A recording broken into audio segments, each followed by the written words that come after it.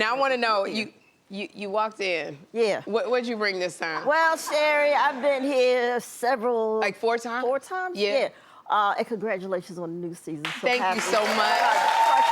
Wanda. Well, I was walking in your hallway and I noticed all the pictures on the wall, and there's not one of me, so here you go. Look at this! I want this on the wall, Sherri. I'm gonna put this right on the wall. I mean, I'm walking through your hallway. Some of them people I had to Google. I'm like, who the hell is this? Who's this? I know. So I want my picture. All on right, the wall. we're gonna put, this is gonna go on the wall. You pick the place, you pick the spot, and I'm gonna put it right there. Okay. I'm gonna put it right there. You know, I have not seen you when I come to LA. I just have not seen you because I know you have been traveling all over Europe on your Please and Thank You tour. You got, it's a big, like being over in Europe, I've never been over there. How do you like being overseas? Oh, it was so nice to be out of the country. And over there, everybody was just so relaxed, and nobody was, you know, walking around with the fist balled up. Nobody had shirts with messages on them. You know, it was just everybody was just chilled. I was like, man, we could live like this. We could live chill. Just chill, you know. No. But it was beautiful. I loved it. You know, and I love that you said people, being chill, but I know you also get chill when your family is around you. Yes. So when you were over in Europe, you got to bring the wife, and you got to bring the kids this time. Yes. Wanda. Well, not the whole tour. No. Not just, was it just? No. That's not chill. No. So you brought them to one show over in Europe. They happened to be in France when I was doing Paris, so they came to the show in Paris. Now, when you were, like, I can't bring Jeffrey with me when I do stand-up. It's so awkward. Like, when they're sitting there looking dead in your mouth, Wanda. I did not take them with me, Sherri. Okay. They would just happen to be there, and they came to the show. I was like, all right, y'all can come. But so then, how did you do that with the kids being there, your wife being there? This was the first time the kids saw me on stage. You know, so. It was in the back of my mind. Yeah. So, but I have this thing that I do is now I just say something nice about them before I cut them. Okay. You know, it's like, so that's how you do it. You got to preface everything. It was like, oh man, my kids are amazing. I just love them. They're the best kids. And then you cut them up. Cut them up. And so that's how you got to do it. That's why, see, because I don't do that with Jeffrey. I just go right into what annoys me or what I gotta say. I gotta be nice first. Yes, how much you love them. Yeah. And then you cut the throat. And then you cut the throat. Yeah. Okay, and you had to do that with your wife too? Oh, yes. Yeah. But Alex comes to a lot of shows, so all I gotta say is, my wife, I love her, she's so beautiful. And then, And this is the one thing people don't really understand. Like, I give it up to your wife. It is hard to be with a comedian in a relationship because you become, they become fodder for all the stuff you're gonna say on stage. So I'm out here, I'm out here single. I'm ready to mingle, but I'm a comedian. Thank you, Wanda.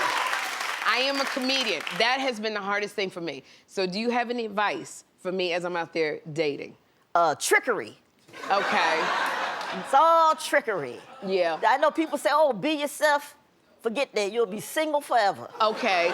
It's trickery. So what? So you start, like I told like Alex, like you listen a lot. You're just so, into it. Everything they're saying, you're like, wow. Okay. And just like you just really listening. Well, inside your head, you're like, blah, blah, blah, blah, blah, blah. But you really focus and just be attentive.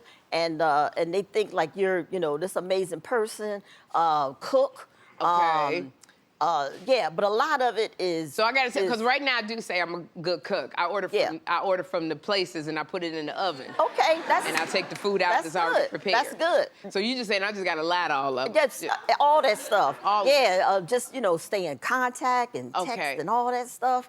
And then once you get them, you're like, ha! Here I is. This is what you get. Oh my gosh, Wanda. Yeah. I love you. One other thing, do I got to do that baby talking with these men? These women they talk baby talk. Baby talk. Baby talk. I thought Oh no, don't do that. Okay. You don't want that man. You don't want that man. Okay. You got to keep an eye on that man. You don't want that man. That man. That man, you got to be like, where them kids at? What them kids at? Okay. You don't want that. I'm so glad to see you. And because I was looking forward to see you. I know that you were scheduled to appear on Jimmy Kimmel Live. Like, you were the guest that was coming up. And that was the night. Yeah. That was the night that the show was taken off the air. So, like, being a guest on the show, you ready to go up, you ready to do your thing.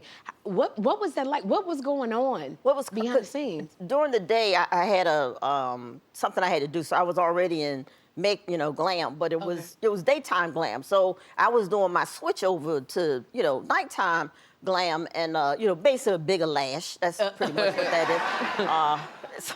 So they, so I was getting ready, and then I was heading to the car, and my publicist called and was like, don't come, the show has been preempted. I'm like, what?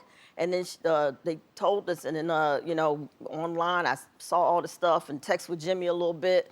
And it was So you crazy. found out when the world found out, at the same time we found out. Yeah, it's crazy. When they had pulled it. So, I mean, how did you feel when you found out that you couldn't even go on the show? Well, one, for Jimmy, and also I know how much Jimmy loves, his crew. They're great people over there. So that's a lot of people out of work, right? That's right. That's the thing, Yeah.